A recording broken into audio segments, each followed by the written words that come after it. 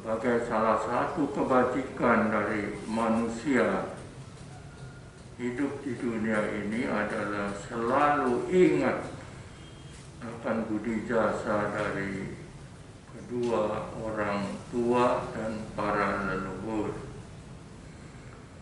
Karena banyak di antara kita umat Buddha masih menganggap bahwa kematian adalah satu kemusnahan total. Padahal Guru Agung Buddha sudah menjelaskan bahwa kematian dan kelahiran itu berulang kali dialami oleh kita manusia, dan terus selama belum mencapai tingkat kesempurnaan, kita masih selalu lahir, mati, lahir, mati. Kelahiran disambut dengan gembira, tetapi kematian sering dianggap sebagai satu perpisahan yang menyedihkan.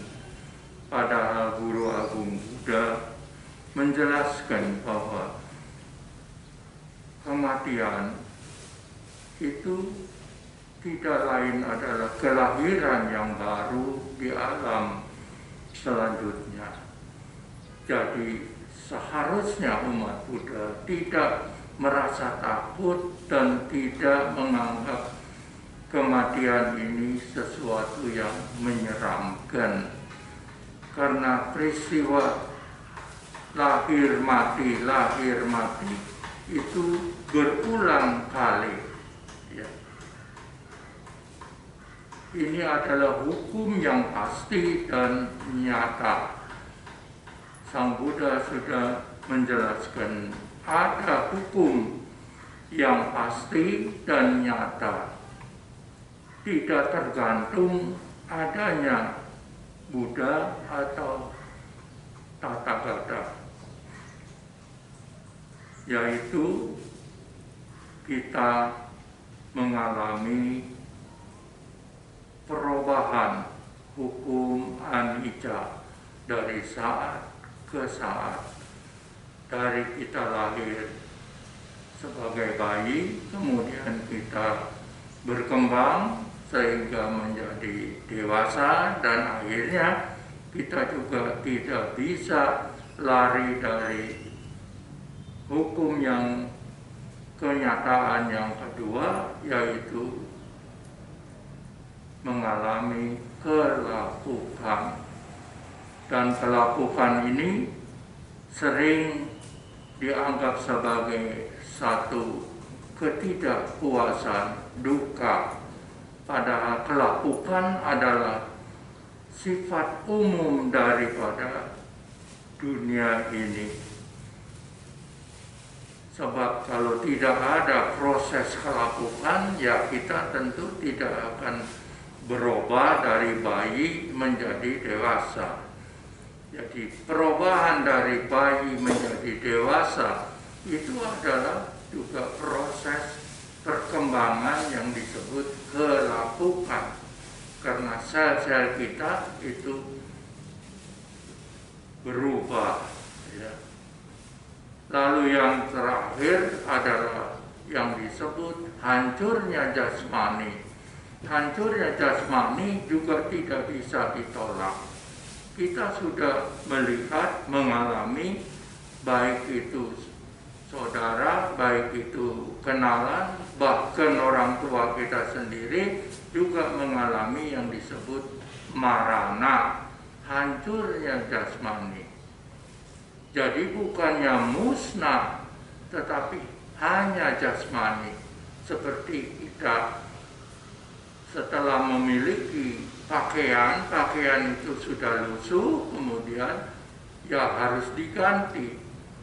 Nah, pergantian inilah yang disebut marana, karena jasmani juga tidak bisa bertahan selama-lamanya. Guru Agung Buddha, para nabi juga mengalami hal yang sama, dan juga pada satu saat diri kita juga tidak bisa lari dari yang disebut proses kematian. Jadi kematian bukan sesuatu yang menyeramkan, tetapi kematian, hancurnya jasmani adalah suatu proses dari kehidupan di alam ini. Jadi kita harus menerima dengan pengertian yang benar. Kalau pengertian benar sudah kita miliki tentang apa yang disebut anicca, dukkha, dan anatta, maka dengan sendirinya kita tidak akan lari, tetapi kita hadapi dengan pikiran bijaksana. Sehingga dengan kebijaksanaan ini kita bisa menghilangkan segala tahayul-tahayul yang sering ada di dunia ini, ya, sehingga membuat pemborosan dana yang tidak pada tempatnya. Seperti bahwa kalau seseorang mengalami kematian harus dibuatkan rumah-rumahan, dikirimkan uang-uangan, dikirimkan baju-bajuan, dan kemudian dibakar, ya, yang menghabiskan banyak dana. Padahal hal-hal seperti itu tidak ada manfaatnya, karena setelah kesadaran seseorang meninggalkan dunia yang tubuh jasmani ini, maka tubuh ini akan terbaring seperti batang kayu yang tidak berguna. Tergantung bagaimana keluarga untuk mengurus. Ada yang dikebumikan, ada yang dikremasi atau dibakar. Jadi dengan sendirinya kalau kita bakar, itu tidak ada hubungannya lagi dengan batin dari orang yang mengalami hal tersebut. Jadi tidak ada pikiran bahwa kalau dibakar itu panas, sebab sudah lepas. Seperti kita punya pakaian yang sudah lusuh, itu mau diapakan itu terserah, ya. Memang di dalam tradisi umat Buddha dari kelompok suku Tionghoa, ya, itu sering dialami, yaitu pengertian yang salah. Padahal upacara membakar barang-barang dengan harapan barang itu nanti bisa muncul sebagai benda yang nyata di alam batin, itu tidak pernah ada, ya. Sebab kalau seandainya kita bakar uang-uangan lalu jadi uang di alam sana, berarti batin dari yang meninggal itu tetap menjadi orang kaya raya. Tetapi ini tidak ada referensi dari peristiwa itu. Ada sedikit cerita yang mungkin bisa dihayati, direnungkan, bahwa kebiasaan atau ya kita sebut tradisi yang sering dilakukan oleh mereka yang pengertiannya mungkin masih awam dalam agama itu, bahwa ada legenda. Ya, legenda ini cerita, ya, cerita yang diambil dari cerita mitos, yaitu Tong Sam Chong mengambil kitab suci ke barat. ya. Sehingga ada bab yang menjelaskan satu saat raja pada dinasti itu, yaitu yang bernama Li Shibin, itu tiba-tiba sakit keras dan kemudian dinyatakan meninggal. Salah seorang menteri dari Li Shibin ini bernama Guitin itu dalam kehidupan batin dia adalah satu dewa yang punya hubungan dengan yang disebut hakim akhirat Jamloong. Maka Guitin itu kemudian menuliskan secarik surat, ya, dengan kata-kata tolong dibantu kalau memang saya punya raja ini belum waktunya untuk meninggal karena tugas memerintah itu masih panjang. Nah, inilah kebiasaan di mana para umat sering ketika menghadapi mendiang yang ya orang tua atau saudara yang meninggal itu sering menyisipkan ya uang untuk katanya ya kalau nanti harus lewat jalan tol ini bisa dipakai ya. Akhirnya ya kita katakan sajalah batin atau arwah dari Raja Li Shibin ini sampai di tempatnya Jamloong.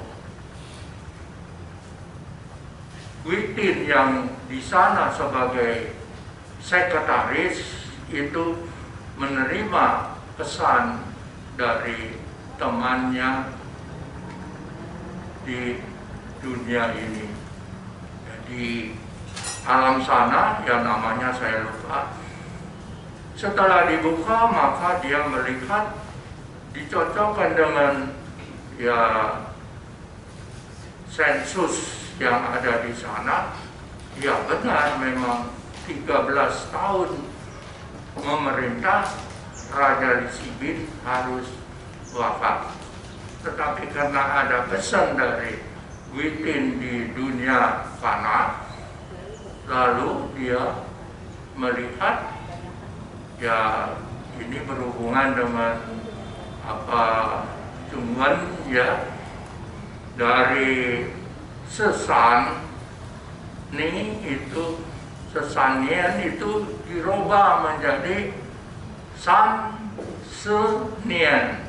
Jadi ya hanya dengan menggoreskan ya sedikit apa coretan sehingga akhirnya Jamloong melihat wah ini belum waktunya untuk dia sampai ke sini.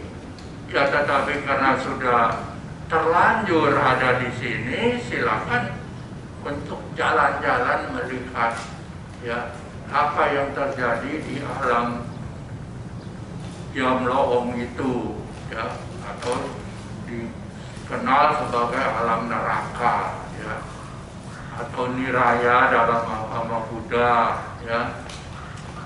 Itu hanya istilah-istilah saja saya kira. Nah, setelah dia diperkenankan untuk melihat berkeliling, ya seperti tadi saya berkeliling kebunnya Pak Akwa, ada pohon jeruk, ada pohon ini, ada kandang kambing, ada macam-macam.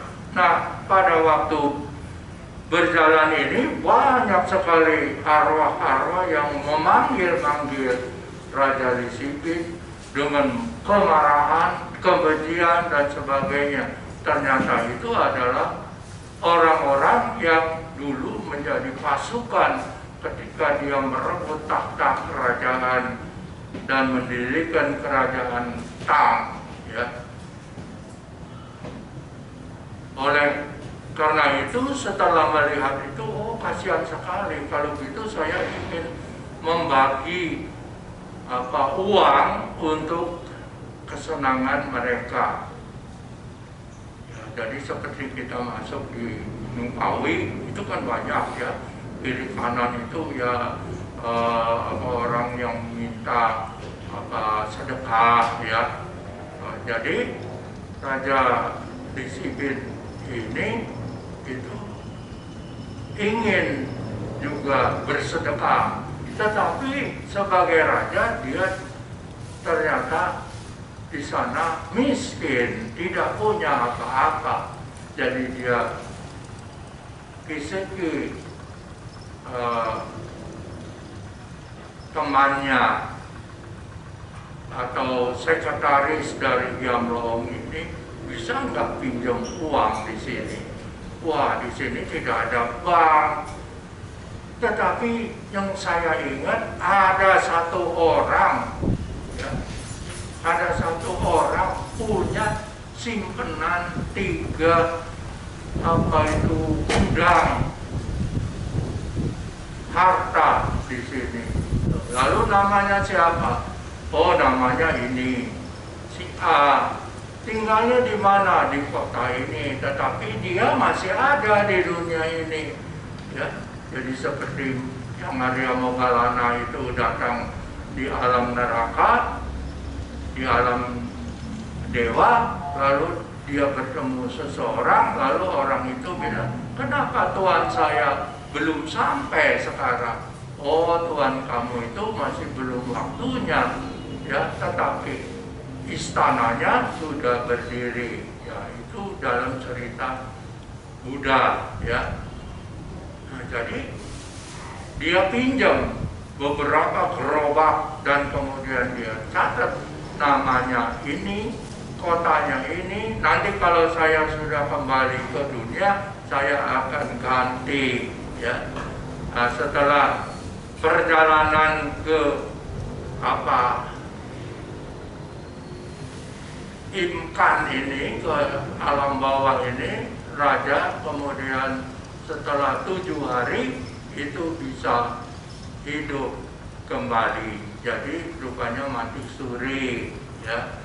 Nah, ini kira-kira orang kan sering ada yang mati suri, lalu dia cerita, saya ketemu Nyai Roro Kidul, saya ketemu orang-orang yang dulu pernah hidup bersama saya dan sebagainya. Itu sering kali dalam cerita-cerita mati suri, ya. Di cerita-cerita Buddhis ini banyak sekali. Nah, setelah sampai di dunia, Raja Disibin sudah hidup lagi. Dia yang pertama kali dia ingat adalah dia berhutang beberapa gerobak uang yang dia buat untuk sedekah di sana. Maka dia perintahkan Menteri Keuangannya untuk mencari orang itu yang tinggal di kota ini, namanya ini. Ternyata setelah diketemukan, orang ini hanya seorang penjual tahu, ya. Jadi orang yang bukan orang kaya, tetapi orang ini sangat dermawan. Setiap kali dia menjual tahu, dia membeli beras untuk keluarganya, sisanya dia habiskan untuk membagi-bagi sedekah kepada fakir miskin. Ini berlangsung sampai puluhan tahun, sampai dia tua. Nah, jadi inilah dasar cerita kebiasaan orang membakar uang-uangan. Padahal yang dilakukan oleh penjual tahu itu adalah dia berdana, memberi sedekah, ya. Tidak diperinci berapa lama, tetapi sudah begitu lama dia melakukan itu. Ya, mengapa begitu? Karena pengarang cerita ini itu takut akan raja. Kalau dia bilang, raja itu berhutang pada orang miskin, nah dia bisa dihukum. Karena itulah maka kemudian ya tersebar berita, ya bakar saja uang-uangan, nanti jadi uang benar di sana. Padahal bukan itu. Yang dibakar adalah kertas emas dan kertas perak. Itu lambang dari kebajikan seseorang.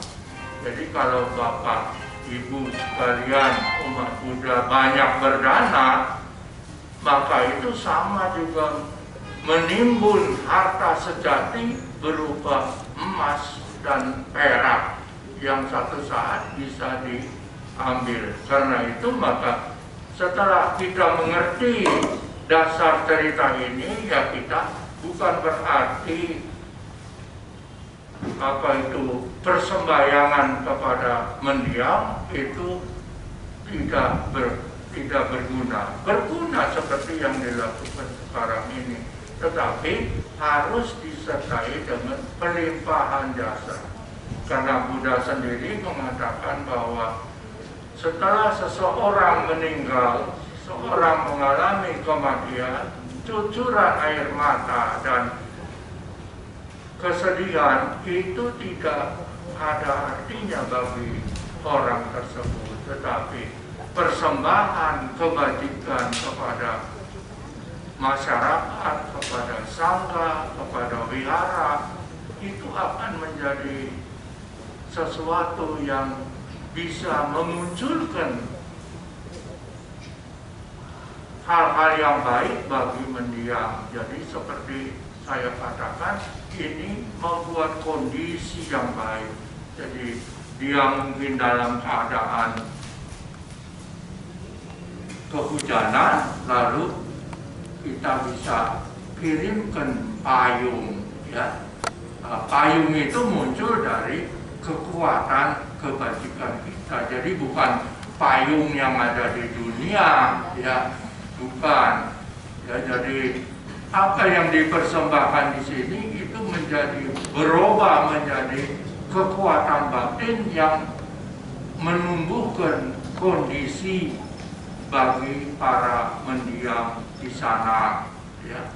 Jadi kalau kita hari ini kok Abah menjamu makan-makan dari para umat Buddha yang diundang, maka di sana akan muncullah makanan-makanan untuk alam sana, bukan makanan yang di sini pindah ke sana, bukan. Sama seperti kita mengirim uang rupiah kepada saudara atau anak kita yang sedang belajar di Amerika, itu harus kita rubah dulu. Kalau rupiah yang dikirim ke sana ya tidak laku, maka kita harus rubah menjadi dolar, ya, baru itu berlaku. Jadi kebajikan yang kita buat di sini itu akan memunculkan, akan memotivasi itu munculnya makanan-makanan untuk alam sana. Jadi membawa kebahagiaan bagi mereka yang memang masih membutuhkan. Nah, setelah mereka terima, maka mereka dengan kekuatan dari kebahagiaan yang diterima itu, dia bisa melanjutkan proses di sana untuk cuci lagi ke alam manusia. Ya, jadi ini yang kita kenal sebagai pokun, mengangkat.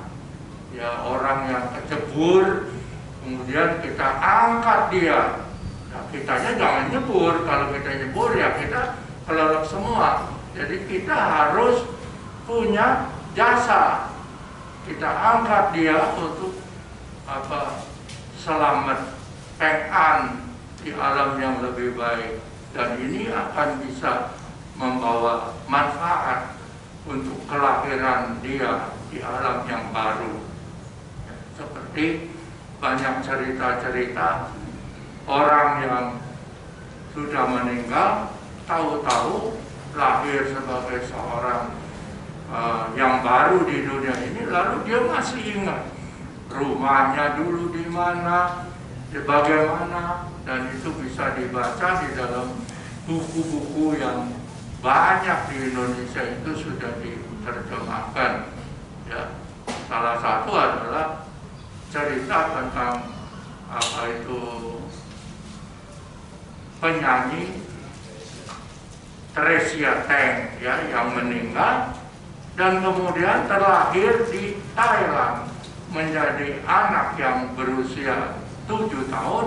Begitu ibunya menyetel lagu Theresia Teng, lalu anak itu bisa melanjutkan banyak lagu-lagu dari Theresia Teng. Belajar di mana? Tidak ada yang ngajarin, dia bisa ngajar. Ketika dia dibawa ke Hong Kong untuk melihat museumnya Theresia Teng, lalu dia duduk di tempat di mana dulu Theresia Teng itu sering duduk, dan kemudian dia bernyanyi-nyanyi seperti Theresia Teng. Jadi oleh karena itu maka dengan bukti ini, ya, umat Buddha tidak perlu takut akan datangnya kematian. Yang penting kita banyak punya perbuatan baik. Karena perbuatan baik itulah yang akan menjadi harta sejati yang bisa membuat kondisi-kondisi yang baik di alam sana. Ya, sering saya umpamakan, ya, kalau kita lewat jalan tol kan diperingati apakah saldonya itu sudah cukup atau belum. Ya, nah, kalau belum cukup terpaksa kita harus mundur. Tetapi kalau ada saudara kita yang mungkin di belakang, ya, itu lalu dia meminjamkan kartu tolnya itu, ya, kita lewat. Ya, jadi samalah begitu kira-kira. Jadi siapa tahu, ya, mendiang-mendiang kita itu kan tidak semuanya itu bisa lolos. Pasti ada yang masih ketinggalan. Nah, ini yang Sang Buddha katakan bahwa leluhur-leluhur seseorang itu tidak di alam yang kurang menyenangkan tidak pernah kosong, karena kita kan sudah berjuta kali, bermiliar kali mengalami punarbawa. Jadi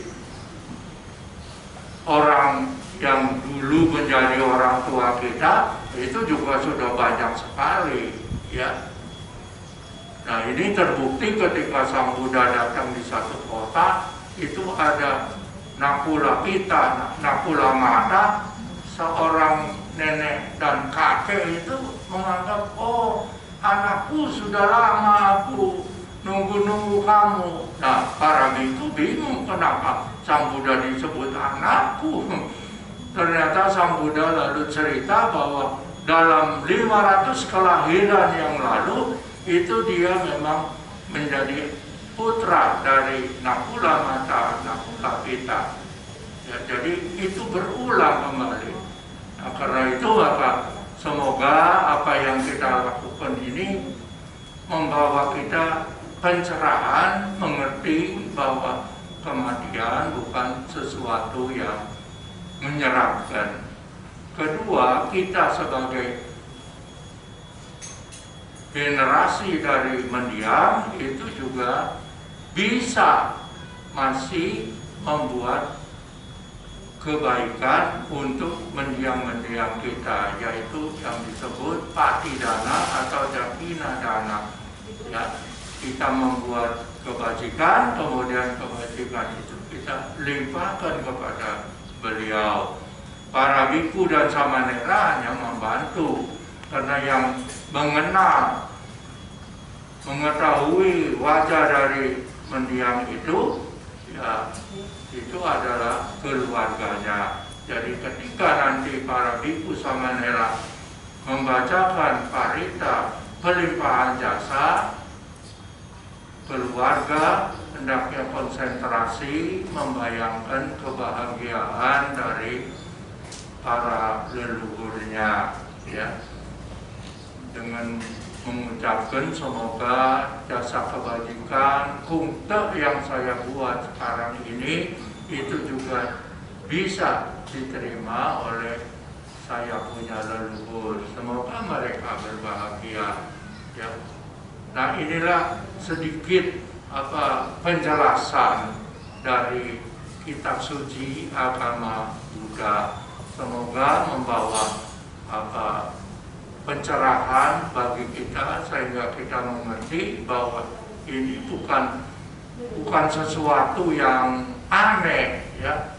Apalagi kalau kita menganggap wah itu tidak perlu, karena Sang Buddha mengatakan bagaimana kaya rayanya seseorang kalau dia tidak pernah ingat, ya, bukan balas budi, sebab orang tua tidak pernah meminta dibalas budinya, ya.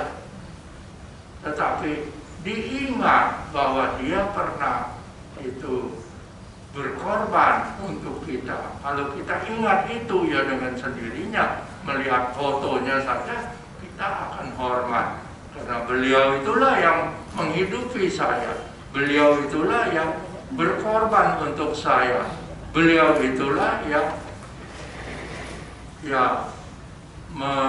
mengorbankan segala apapun dan tidak pernah beliau meminta balasan. Jadi upacara Dakinadana atau Patidana ini bukan upacara membalas budi, bukan, ya, tetapi ya kita sebagai manusia kalau sudah tahu ada orang yang begitu mulia, ya masa kita biarkan saja, ya.